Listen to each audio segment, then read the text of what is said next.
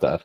And as well, I'll send this back to you with comments as well. Like most of my comments are just notes so I can remember what to say to you.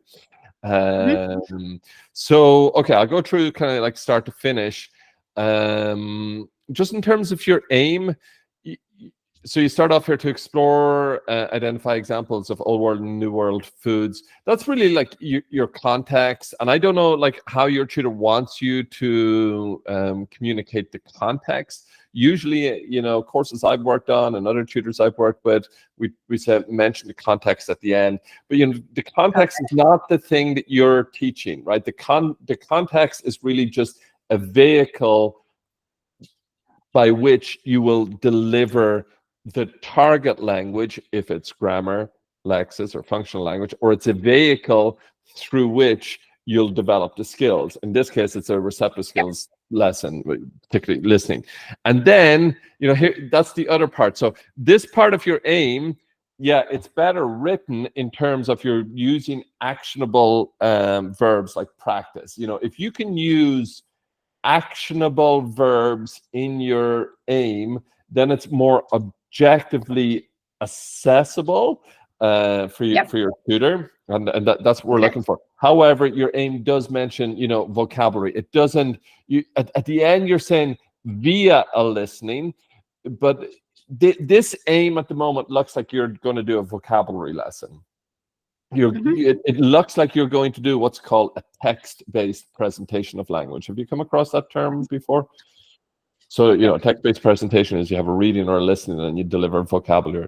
So, you know, and as I would always mention, when it comes to a skills lesson, and like you do this in your procedure down here, you're mentioning all of the stages are correct. Like that is to say, you're mentioning listening for gist and listening for detail. Perfect. So that's what you got to mention in the aim of a receptive skills lesson. By the end of the lesson, students will have listened for gist and detail, or they will have read for gist and detail, because those are what are called sub-skills, right? And it's, you know, when it comes to our teaching, we're not teaching somebody how to listen. We're not teaching somebody how to read, because that's literacy, and we're not teaching literacy. What we're doing is we're developing sub-skills, and the sub-skills of gist and specific information, so that the learner can be basically take these things that we do without thinking in our first language, they can take it into their second language. Like that's why we're doing it. So, you know, I would, if you haven't done so already, I would have reworded the aim here so that it goes like that. The students will listen for gist and specific information.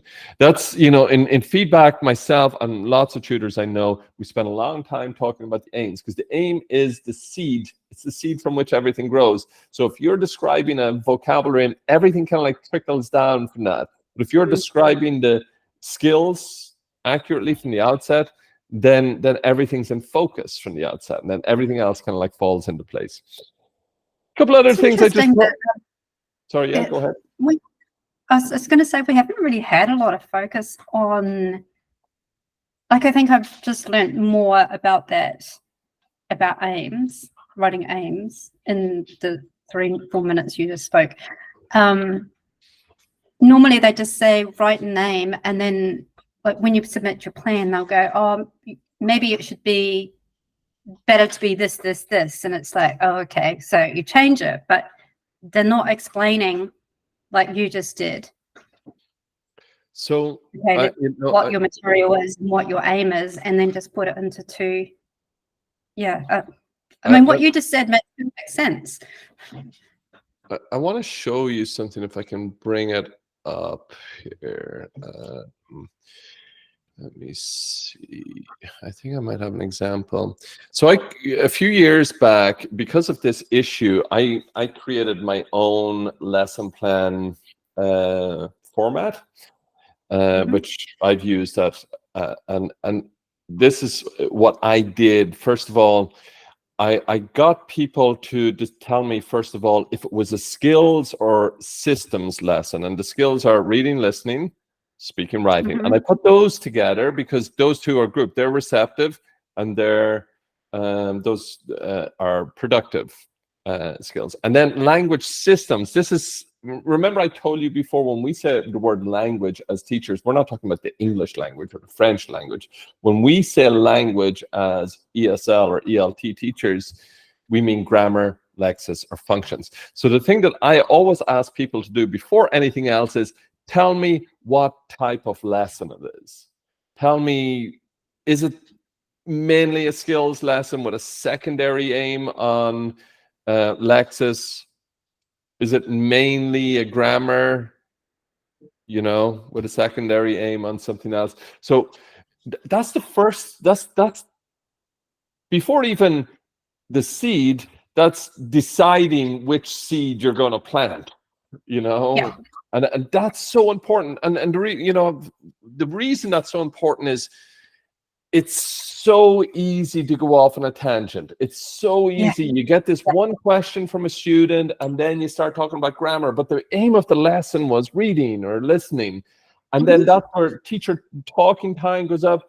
And like so many questions can be answered by just having that clear, even before the aim itself. What type of lesson is it?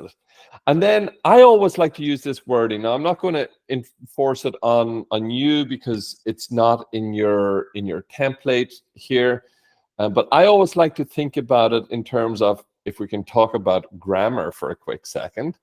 I always use this phrase by the end of the lesson, and then I use this grammar will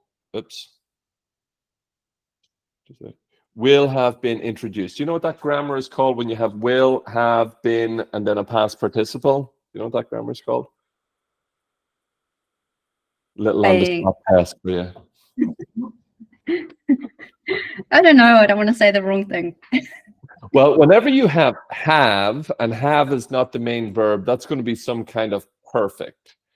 So I have been, that's the present perfect. I have been doing, whenever you see an ing, that's going to be a progressive. So that's the present perfect progressive. So we don't have, we have a have.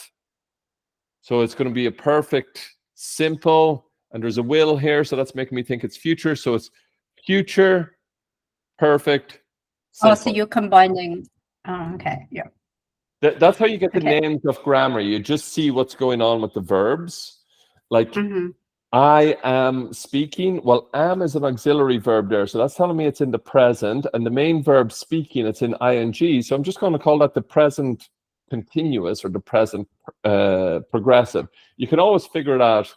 Anyway, that's a discussion for another session. But you can always figure out what the name of the grammar is by just looking at what's happening with the verbs. Stop. Anyway, I have always guided trainees to use this kind of wording. They will have been introduced, because what the future perfect is, it's by the end of the lesson. So 60 minutes, or in your case, 45 minutes from now, students will do this thing that I'm saying. And if they do this thing that I'm saying they're going to do, then hey, it's a success. Okay, and I know what the students are going to do because I've decided that it's skills, and it's not just any skills; it's listening in this case. So, you know, I'll just include a little screenshot of this for you. Let me just see. Yeah, that's the what you've got there. Yeah, just what you're, even with the sub aim, but just that top bar is very useful, just to really reinforce, because sometimes you do get told, okay, so this is a receptive task, and then the page that they give you has like a grammar box or something, and then it's like all of a sudden you get focused in on, I've got to teach grammar. Right. So, you know, that's when you get that, but that is quite good at just highlighting, well, no, you're not teaching grammar. Right. So keep it out, because it's tempting to put it in. Absolutely. And then, you know, you're doing a skills lesson, but you get this grammar question from a student, and then again, you're tempted to go off on that tangent. But if you have it like clear in mind that, no, this is a listening lesson, then you can be polite to your student and you can say, great question, I love it. You know what? I'm actually going to write that down because I think we should have a lesson on that. That's a really good way of, I don't want to say fob the student off, but get them back on track and say, that's great, I'm going to write it down. We'll cover that in another lesson. But today, we're actually just working on some listening. So let's stay focused on the listening. But hey, I took a note of your question. We'll talk about it again, you know. Okay.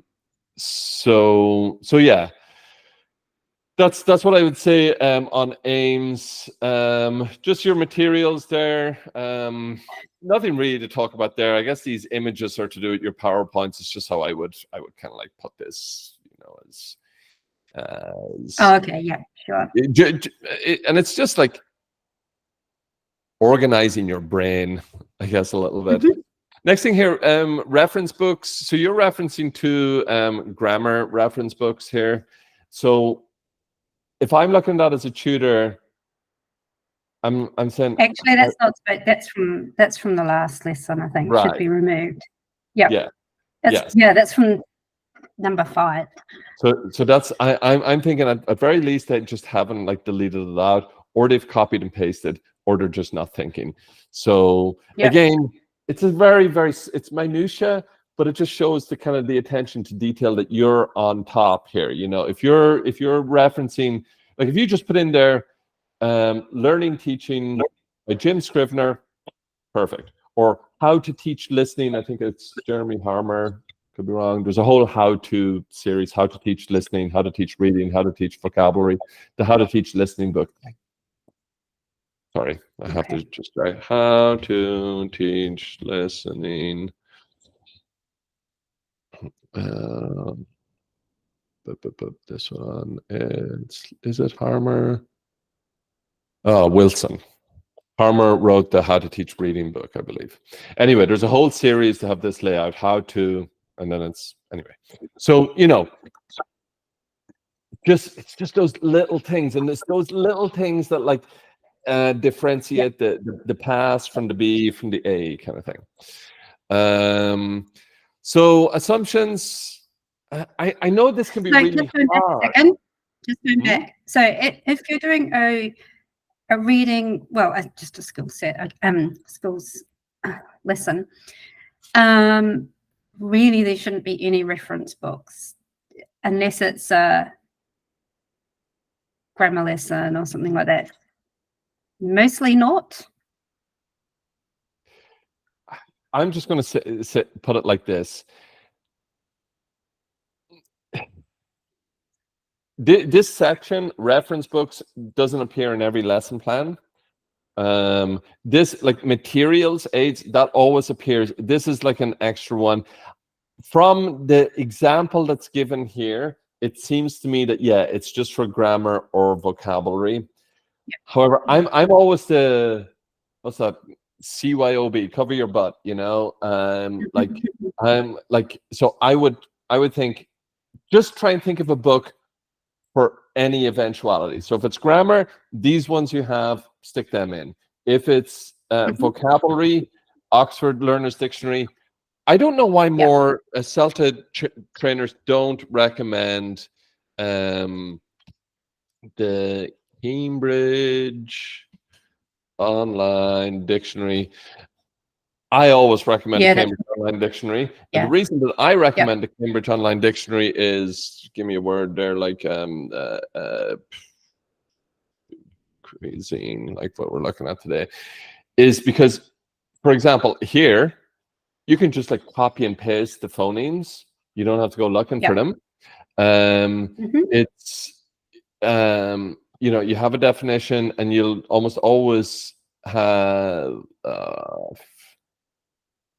you know, you'll have examples, etc. Basically, you have everything that you need to do language analysis for CELTA. So anyway, so there I would go dictionaries, grammar books, and then for any of the skills, here's your get out of jail on that one. How to teach listening. Look at this. How to teach writing. Look, there's, you see, it's exactly the same book, only it's for writing. Oh, right. Okay. Yep, gotcha. So just refer to one of those every time. The How to Teach Speaking. Oh, that's actually really helpful. So you said he's got a whole series. Yeah, it's a different writer every time. It's a Longman series. So again, I'll put one or two of these into these. I use Google Slides as my shared whiteboard. So let's So I should be able to get copies of those off Scribed. yes, They're usually downloadable. yes, So I'll look at that. Thank you. yes, they are. But honestly, Felicia, like unless you are feeling like you're really struggling in one of those areas, I wouldn't say even that you know, or struggling, or let's say you just really want to delve into it more. I would say, you know, you're fine. You probably don't even need to get them. You know, and it's I talked about this actually in a video I did not long ago. Sometimes I worry a little bit about putting out a lot of information online because it can give people like the impression, oh, I need to know everything, and then that can be overwhelming, right? I wouldn't want you to think, oh, I'm not great with reading, and I'm not great with listening, I'm not great with grammar, and now I have to read all of these 300-page books, and then you get swamped. Yeah. I would say for CELTA, you know, the only book really that I would say, you know, to have on hand is this guy. This one is, I always refer to it. Jim, you have that? Yeah. Okay, great. Because that's the primary reference book on CELTA, I would say. If you know, if a couple of years down the line you're loving teaching English and you think, hey, I want to take the next step, I'm going to go and do Delta, then yeah, start getting these books because you have to do that level of reading. So, so I was just going to talk here about just assumptions. This can be hard, you know, because like, you know what they say, don't assume, it makes an ass out of you and me, you know. So it's hard to really, you know what to say here. But it's, if you just follow the advice here, like knowledge of target language or previous lessons or language one interference, like just use those three every time. So L1, it means language one, and just always talk about language one interference. That's it. There could be something coming from their first language which makes them make strange grammatical forms, or some of the sounds might not exist in their first language, so it might be difficult. You know, that's why like French people say this and that, because they don't have a or a v sound, so they just replace what's closest. For example, so just stick to those examples. Like this thing that you've said here, some students have some understanding of the concept of old world and new world foods. Like this might look like a little bit of a quip here. I'm not sure I have an understanding of these terms. And I wrote that as, you know, I did eventually, like I listened to the listening. I watched a video. Huh? Yeah. Yeah, like those are not like, they're like idiosyncratic terms for this lesson. Like they're not, not like day-to-day terms, you know. So so I guess my point here is just try and, you know, if you look at your CELTA 5 criteria that you're assessed on,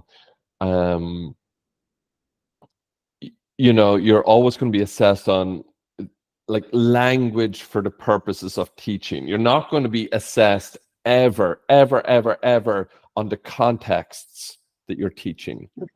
You know, like as I said, context is just a vehicle to make the target language or to make the skills communicative, right? That's the point. Okay. Great. So again, just a little bit on anticipated problems here. So with reading, it says students may not get through close listening tasks within the allocated time. I would say like this is more of a classroom management issue, and that would lie with you rather than the students. You know, so what I'm getting at, you know, I could envisage it, you know, if you said to your tutor at the end, well, we didn't have time to do all of those tasks, and you're at TP6 now. So your tutor is going to start to look to you to make some decisions around the materials that you use with classroom management and time. And part of classroom management is time management. And if you're looking at the materials and you're thinking, okay, there's a listening and it's 3 minutes and 40 seconds. Okay, so that's all right for the first gist task. I need at least that. And then I need another minute at least for the instructions before that. So to call it 5 minutes now. And then we need at least a minute after that for students to pair check. So we're up to 6 minutes. And then we need at least another minute for feedback. So we're up to 7 minutes. And then I have to allow wiggle room. Like I can't be so precise as to say, this is going to take 7 minutes and 20 seconds. So let's call it 8 minutes. Or, hey, you know, that seems a bit tight to me. I'm going to call it 9. So, you know, if you're kind of, you know, what students might not get through the task, and then, you know, reassure them it's okay. Yeah, that is part of it. You don't want to be like stressing out your students, but also, I could see, you know, if you ran out of time, I'll never put that on the students. Like if I were your tutor, I'll say, well, couldn't you have planned to, instead of doing 10 questions, why didn't you reduce it to 7? Yep. You know, so that they didn't need so long to talk about it afterwards. So yeah, just at this anticipating problems stage, just think about that. Do you need to, it's called adapting materials. Again, the ability to make decisions around adapting your materials, it is that indicator of that trainee who's, you know, really getting things under control, you know, is really maybe going to the next level. Most people finish CELTA and they're just about like, I'm just going to follow the book. I'm just going to do what I'm told. And that's great. That's what I would suggest. And by the time then, like I always tell the story about me, I wasn't a pass A or anything when I finished. Took me, but like 3 to 6 months later, I was there because I could start to see this. I could start to see, well, I don't have enough time to do all of that. So I'm going to chop out that task and I'm going to reduce this one and I'm going to add to that one. So just, you know your students and take proactive decisions. Yeah, I haven't actually come across any issues with why did I put that in reading anyway? Yeah. I'm sorry. I'm just looking at it and going, it's not even, this is listening. I don't know. But then difficulty take it out because it's no reading. But when we've had reading or listening tasks, it's like I would just like barely point that out to you that it's in the wrong it is not, but you are talking about listening and it is a listening lesson, so I wouldn't get too pernickety about it. Let me see. So difficulty hearing the audio, test student. Yeah, we needn't go into that. That's small stuff there. I'll be sending you this afterwards. Yeah, so again, just try to be a little bit more precise with your anticipated problems and solutions. Like it can seem like this is all busy work before you're getting to the meat and bones of your lesson, which is the procedure, right? You know, but like this just shows that, as I said, you've got stuff under control. You know what you're doing. You're kind of ready for anything. So it is worth your while, you know, spending time with these because eventually the point of getting you to write lesson plans like this is so that it just becomes second nature for you, and you're just like nothing really can phase you, and your lessons are more and more coherent. So I find it interesting when the lessons are, when the draft goes off, that the tutor really comments on this stuff, you know, that box of information. It's the comments seem to be limited to either correcting the aims or the actual procedure, not so much that chunk. Yeah, I mean, and I can understand that too, because like if I were a tutor and I had like 10 trainees and I've only got so much time in the day, where am I going to prioritize?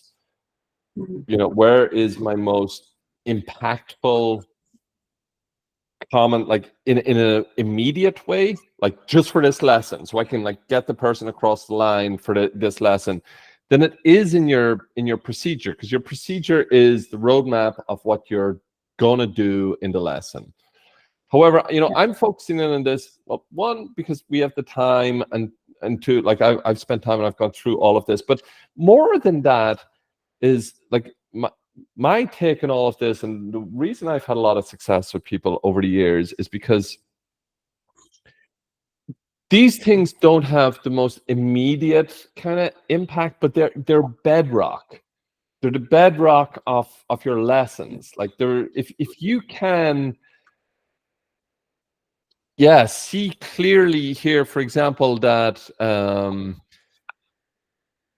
as I say here, and you might think I'm being a bit OTT or whatever, I'm saying strictly speaking, this is eliciting, not a CCQ, you know, or you know, and I'm not like trying to catch you out or anything there. Like the reason that I would say strictly speaking that, you know, those are that's eliciting, not CCQs, is because, again, if you can get like that terminology incredibly clear in your mind, then you can start to demarcate what, you know, think about it like a carpenter, you know, like you have a jigsaw and you have a straight edge saw and you have a hammer and you have all of these things, you know, you just know which tool you're going to for whatever the thing is that you're working with.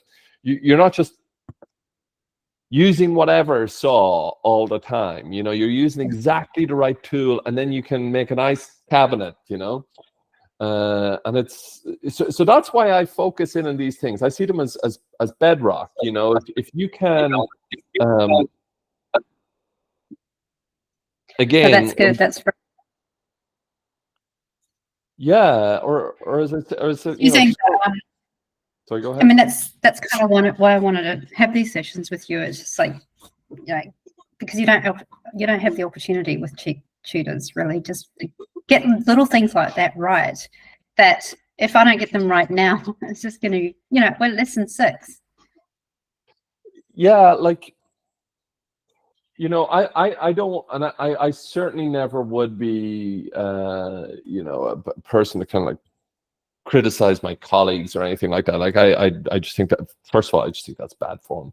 But also, like, I understand it. I've worked on big courses before, and you're trying to help, you know, 6 to 12 to 18 people, and you have to like prioritize basically, and like the primary priority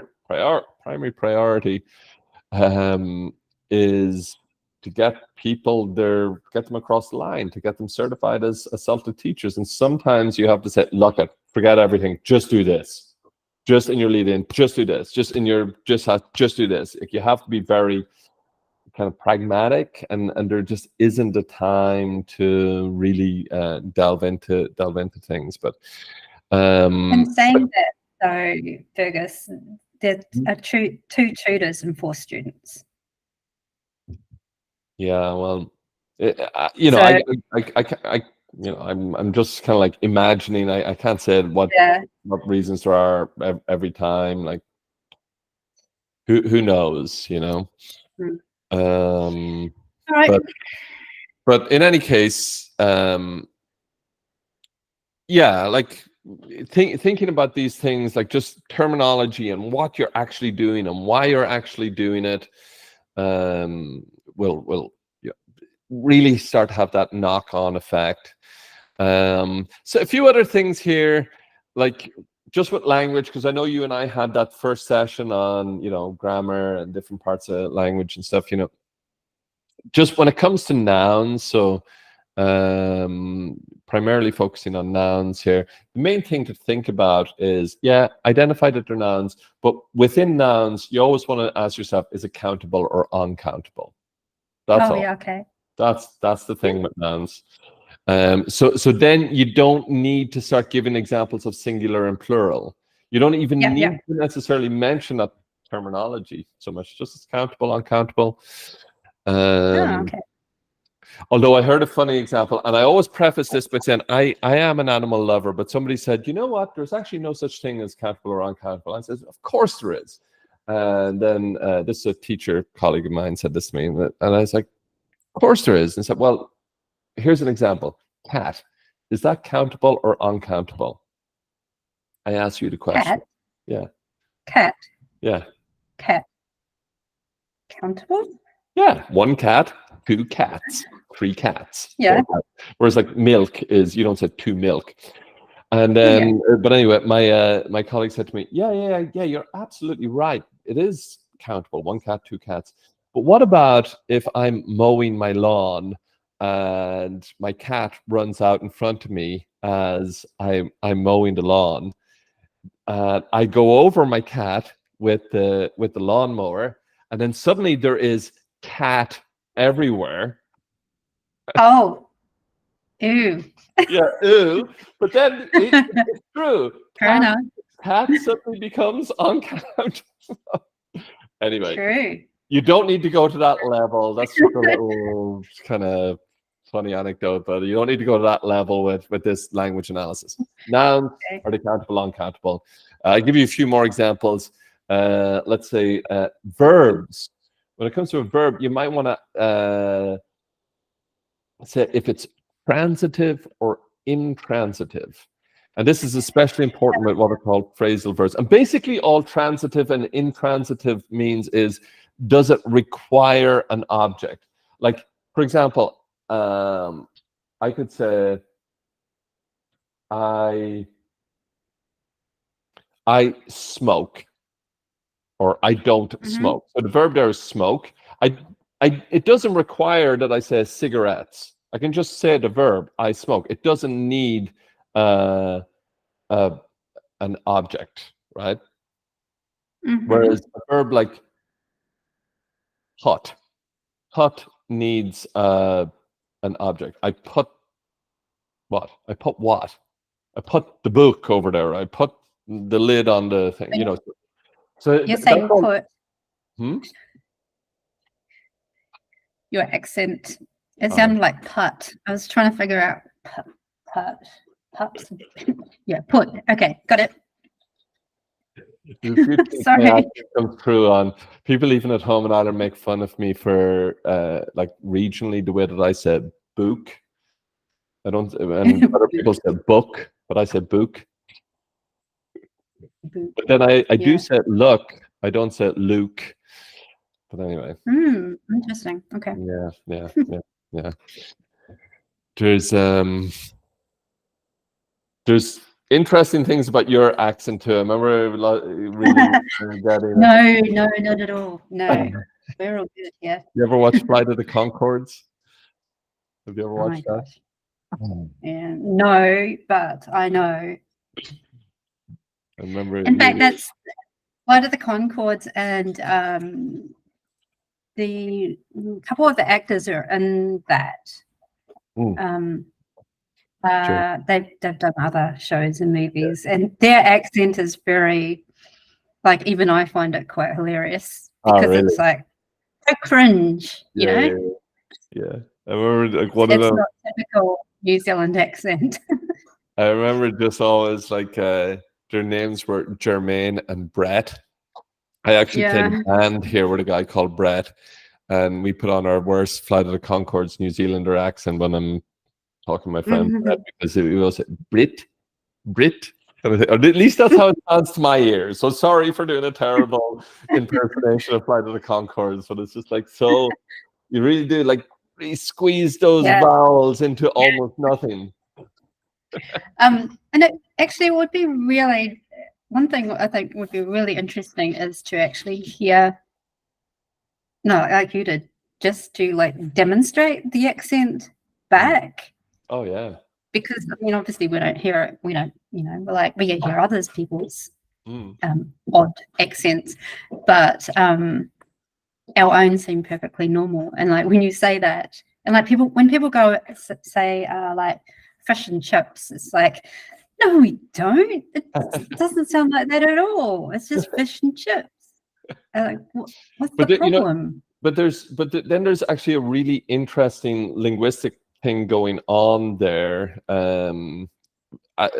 as language teachers. So surprisingly, English has one of the widest range of vowel usage. You know, we say we have 5 vowels. We have 5 vowel letters, but English,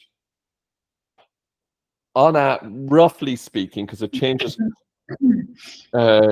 as to the dialect or the variant of English you're speaking, but we actually have about 20 vowel sounds. And then sometimes we replace different vowels.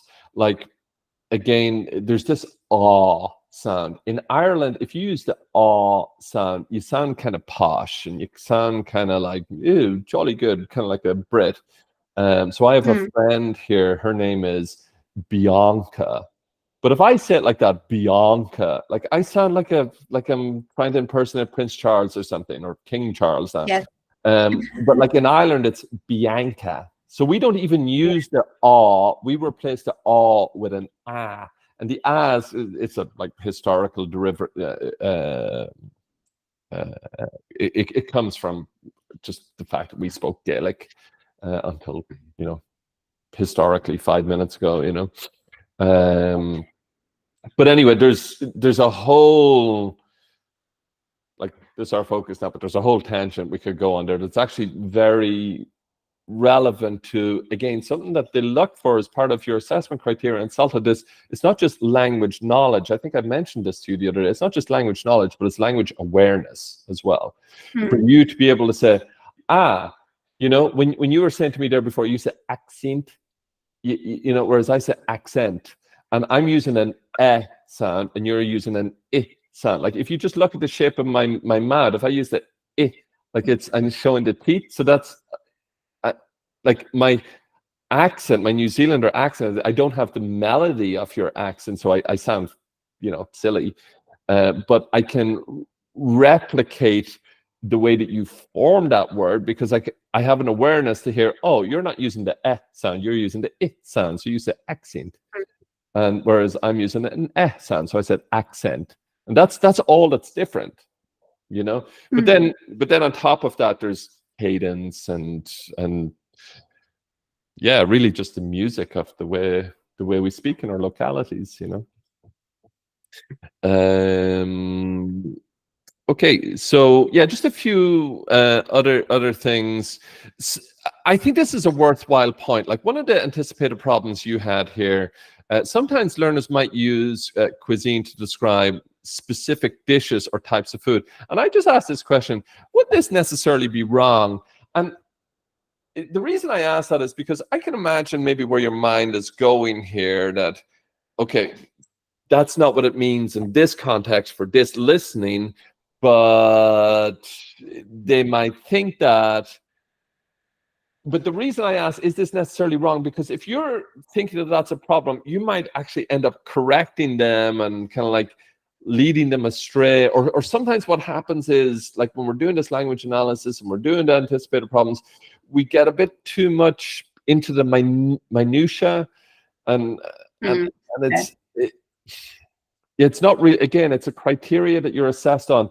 Like everything has to be for the purposes of teaching, and the purposes of teaching in the context of CELTA is all about what's called a communicative approach. So we're just preparing people to go out into the streets of Wellington or Auckland or Christchurch and to be able to survive, and to push on from there, develop that, greater and greater fluency. So I guess. So that's probably something that you just would remove, is just take it out. If it comes up, maybe discuss it, but make a big deal. Okay.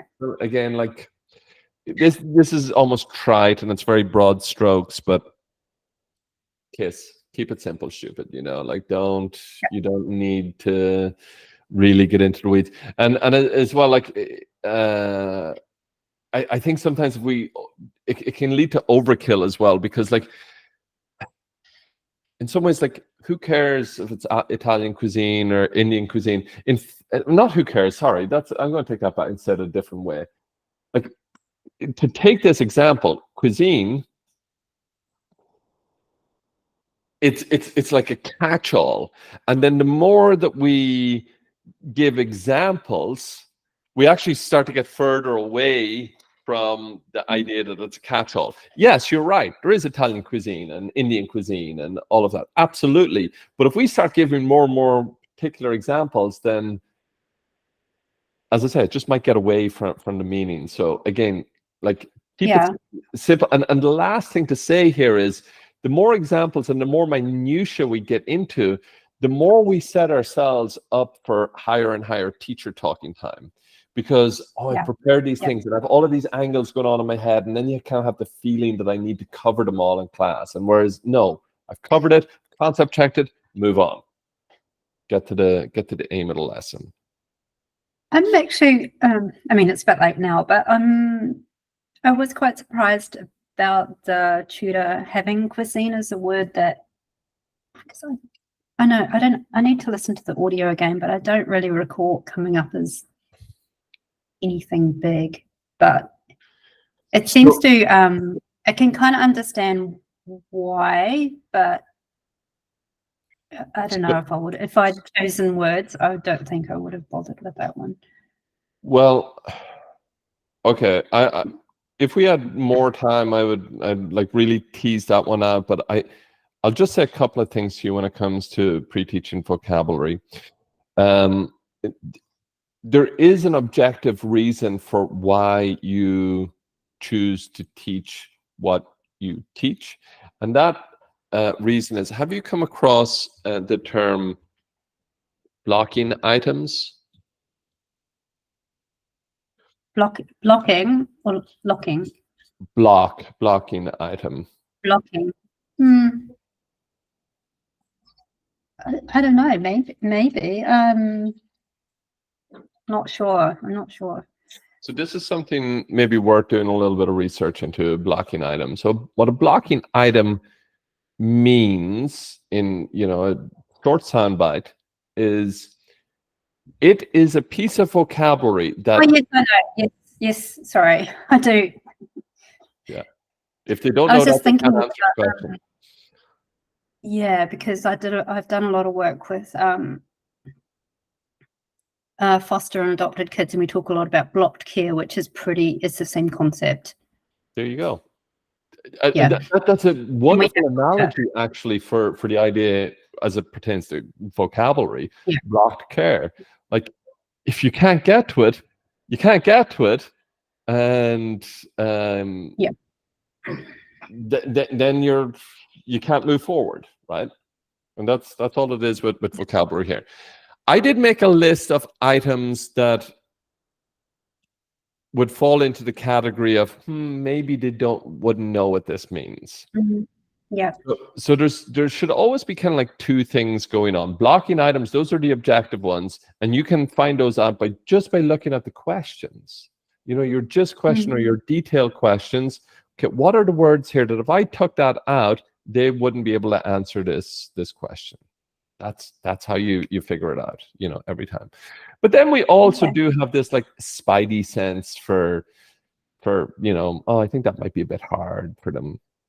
I'm getting more experience of working with this level, and you just kind of have a sense of what might be hard for the learners. And I would say, on CELTA, there's a big focus on making sure it's blocking items because it needs to be scientific and it needs to be measurable. And that's well and good, and that's good. But don't throw the baby out with the bathwater. Don't throw your sense of, I think that might be hard for the learners. Don't throw that out. Like, keep that in you. But you don't have to build your plan around what you feel might be hard for them, right? You just have these in your back pocket. So these are the ones that I kind of like would have in my back pocket, just to be ready if the student is like, teacher, what is exchange, or what is 16th century, teacher. Yeah, because I was thinking of the ones I thought was, first of all, the Colombian exchange. I do like the bring over. I didn't have the bring over. Superfood, definitely, because I thought superfood's quite a modern term. Yep. I don't know how widespread it's used. Die of hunger, that's a good one. But dairy products is one that I didn't identify because it's just such a given in New Zealand. Yeah, fair. No, but yeah, the Americas, the Columbian Exchange, those ones I thought. But I like those phrases: the die of hunger and the bring over. The thing about dairy is just the pronunciation aspect of it. So it's the it's like, and you can always like that. That's the same sound as ear, ear. Yeah. It's the same sound there. So you can just. This is really what. Oh, where am I? What I would kind of like include for like anticipated problems when it comes to language. Now, here, look, this is 10 pieces of vocabulary. Don't go. I'm imploring you. Don't go and teach all of these. Just have it. Just be ready, and you don't have to get into a whole clarification, and you don't have to ask 3 concept checking questions or anything like that. You just need to have teacher. What is dairy products? And all you have to say: milk, cream. Give me another example. Milk, cream. That's a great way to clarify language. You give 2 examples of what are called the lexical set that it belongs to. You give 2, you get them to give you 3 and 4, and then they've confirmed that they understand, and boom, move on. And then you can say dairy products. Does it come from my dog or does it come from a cow? Well, done. Yeah. I hope it doesn't come from your dog. Where are we here? So yeah, that's just stuff I'd have in mind here. Just I thought as well. So I didn't see your slides, but I thought it might be a good idea to clarify what is the old world and the new world. And I see that you're kind of like getting into that at the pre-teach stage. So my thought was, as a lead-in for your lesson, I would just have a slide, and we can do it right now. I think I ended up bringing it in. I'll just open it. The presentation.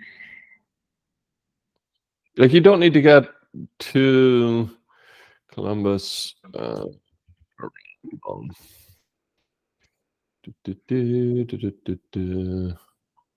was that ship he was on? Santa Maria, wasn't it?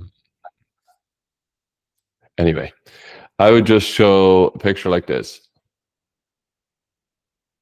And you might just say, okay, what is this? Just start off, what is this? You know who that guy? Do you know where he is coming from? So look at the ship. Where does he come from? He came from Europe. Do you know where he is? He's in America. Yeah. So do you know what this guy is? Columbus. Okay. So that's what we're going to talk about today. And people often talk about the bad things, but it's human beings, so they needed to eat. So they came from Spain and Europe. So that place, that's called the Old World. So America, if Europe is the Old World, what's these other places called? They're called the New World. Simple as that. Like, just establish it, and then that you're going to talk about food. Like, I would have a slide just like that. That would be my lead-in. That slide. Boom, done. Because the picture helps to clarify the context, and you could say old world. Give me examples of old world. Is Japan old world? Like, it's a very old country, but we don't really think of Japan as the old world. When we're thinking of old world, we're just thinking of those European countries. That's it. I don't even think like in Africa, right? Europe and Africa. Is that right? Yeah, but it's actually it's really even like, it's a linguistic term. Like, of course, there's all these kind of like sociological and issues there that you could get mired in, and I just would stay away from all of Yeah. that. Like it's it's Because like in the you notice in the task in the actual book with the task, it had you know, the Americas and Australia as being the New World, and it's like, and like but like I was just about to ask that, like in New Zealand and Australia, like, sorry to lump you guys together, but like do you even like think of yourselves in those terms as like we're in the New World? Like, is that part of the parlance down there? Was that ever things that people said like growing up? Or would you not have thought of yourselves as part of the Commonwealth or part of oh no, the? definitely. So I think it's probably a generational thing where the older people would definitely think themselves being part of Europe, very strong ties back to Britain. But younger generations couldn't care less, and you know what, they just get taught at school that we're a very young country, despite the fact that probably not. You know, because Australia is a very old country, so New Zealand's probably much the same. But you see, told that we're very young, 150 years.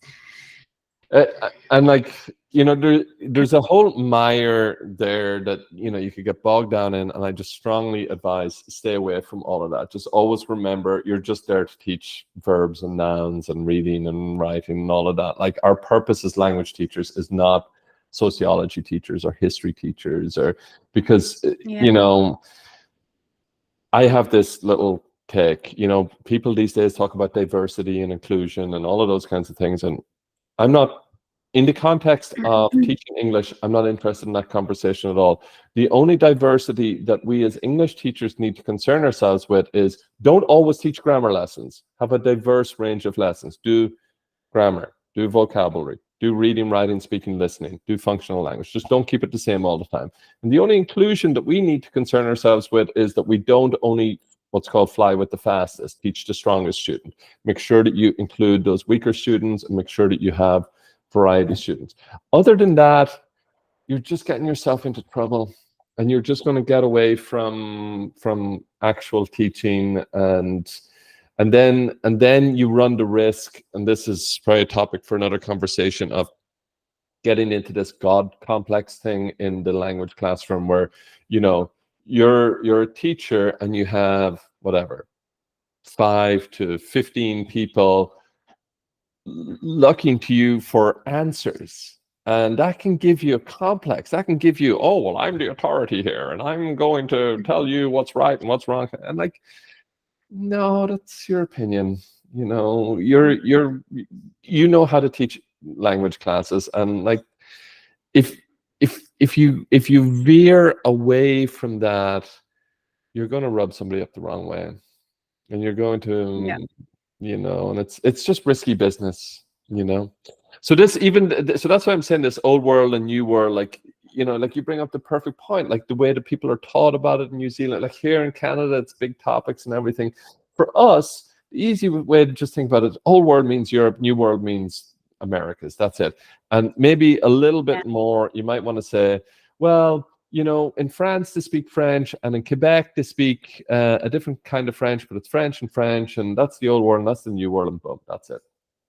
You know, more than that, it's a kind of the minefield. Oh, I know. And approaching this lesson, it's kind of been something that been a struggle right from the start. Like, how much information do you provide about this? And I've been trying to organize a plan so it directs it towards the listening text, I guess, for the answers. But I just have a question about when we did the very first assignment, which was about receptive skills, I believe, going back to that, when we were doing reading for specific information example. The task that I had for reading for just the authentic text was about fish and chips, and it was about the history. So it was just navigating, you know, where it started and how it ended up, because it was from a New Zealand perspective.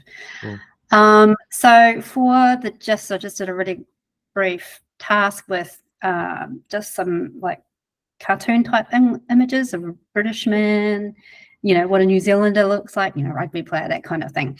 And just to put them in order of how it appeared in the text.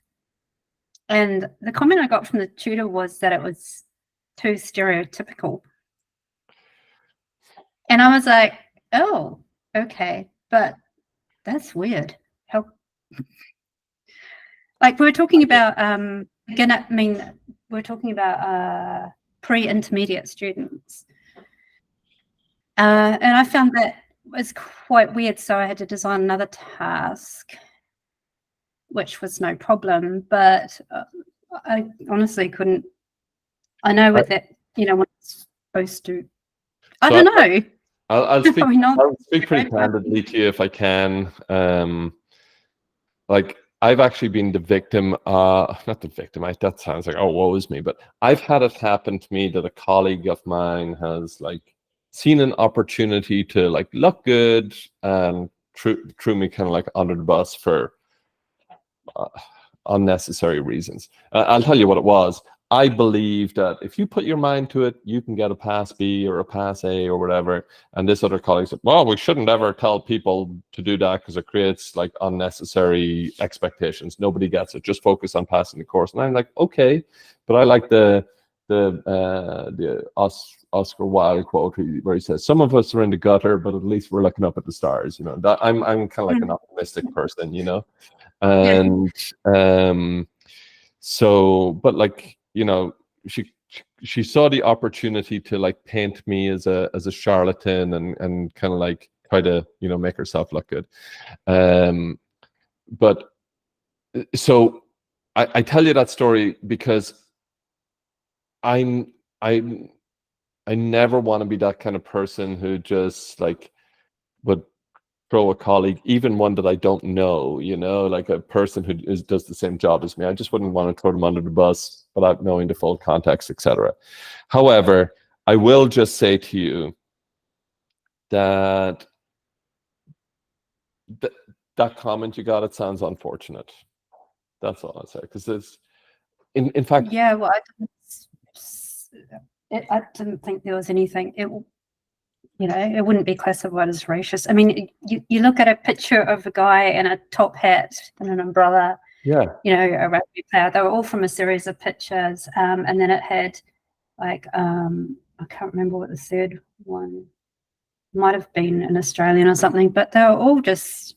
That's it. And in fact, you know, like, No, they keep telling us in class to try and use visuals more. Don't do the writing all the time. Try and use visuals as much as possible to help them because they're lower level learning. So you use a visual to show countries. I could have used flags, but most people wouldn't understand flags. Yeah. So I'll say this to you, and this is the advice I always give to people I work with. Look, you and I will work together, but we're going to work together in consort to please your tutor.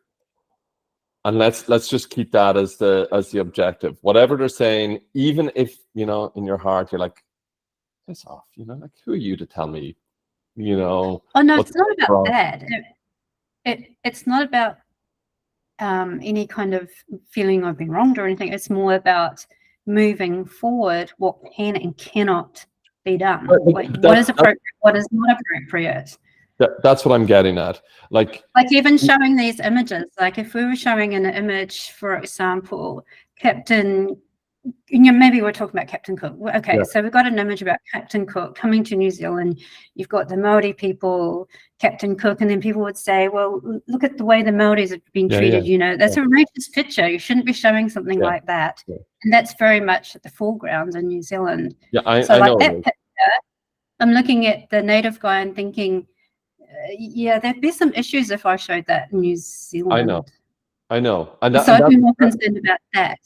So that's what I'm getting at. And hey, I threw this one up just as whatever, something really, really quick. Yeah. And it's the same here in the Americas, especially the North Americas, where everybody's all up in arms about that kind of stuff. I would still say, look, I'm a grown man, you're a grown woman. My mother taught me the difference between right and wrong, you know, and I don't need you to come here and pontificate to me and tell me. I've got a pretty good sense of that myself. So thanks, but no thanks. Yeah. Oh,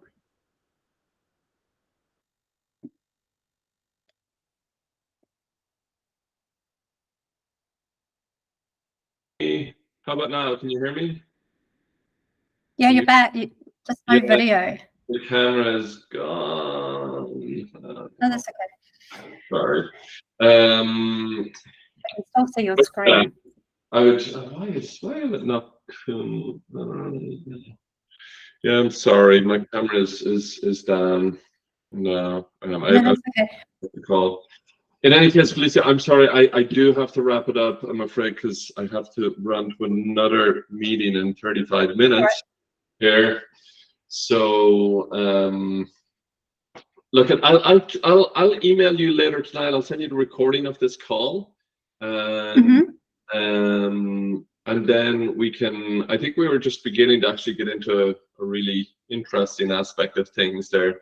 But let's have a little kind of like debrief after this lesson. I'd like to know how it goes for you, and we can talk about any next steps from there on out. How about that? Yeah. So just quickly, if I was to add that slide, which is great for setting the context, and then you went into the next one, which was the talking about the foods. Like, would you have similar questions, or would you just change it? So how about this? Let's just play their game, and let's keep it as innocuous as possible. Use something like this. So, what's this part of the world called? Europe. What's this part of the world called? America. All of this called the Americas. And a few hundred years ago, some people came from here and they went over there, and they were the Europeans arriving. And then we just called this part of the world, we call this the old world. So what do you think we call this part of the world? We call it the new world. And I think if you do something like that, hey, that's completely innocuous. Nobody can say anything. It's a little bit more boring in my view, but that's just my personal opinion. And who cares about personal opinions here? It's not about what Fergus wants, not even about what Felicia wants. It's about what's best to, well, actually in this case, it's just what's best to make sure that you pass your lesson, that you get a standard for your lesson. But really as teachers, what's best is what's best for the students, what's going to make it clearest for the students, what's going to clarify things best for the students.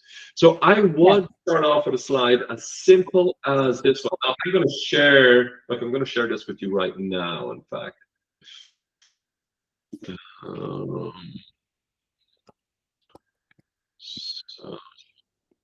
I'm going to share these slides with you, and just to show you what I have in these slides, like it's just really my notes, like title slide. There's that thing to help you with aims, and just some examples of the books that we talked about. An example for your lead-in slide. All I have here is I just took screenshots of the materials and the teacher's notes. I don't know if you have your book, like it's good to refer back to the teacher book. That's all. And then I just have. Oh, we don't have the teacher book. Interesting. Okay, well, here's the teacher's book, which could be good. Thank you. See, exercise 6, so it's starting there. So you have your, so that's just everything. I just put those materials there because I always like to have the materials there ready to go, so I can just, refer back to them as I'm going through the lesson. And then, these, just have them ready in your back pocket. Like, you don't have to teach these items, just have them ready. And cool. All right. Okay, Felicia, I'm really sorry to kind of like somewhat abruptly wrap it up, but I really gotta go. And that's good talk. No, this was great. I can see the sun has come up there in New Zealand since we arrived. It's got brighter, so we have a sunshiny day. I wish my camera would come on. I feel it. Oh, wait. It warmed up. No, it's just my laptop camera, so it's a bad blurry camera. So there I am. Listen, it was great to talk to you again as always. And well, actually, can I leave the ball in your court? Will you email me, please, after your lesson? Just let me know, broad strokes, how the lesson went, and then we can decide if we need to do any more sessions. Okay. Sound good? Great. Today was really good. Yeah. Thank you. Thank you. Have a great one. Again. Take care. Bye bye. Okay. Bye.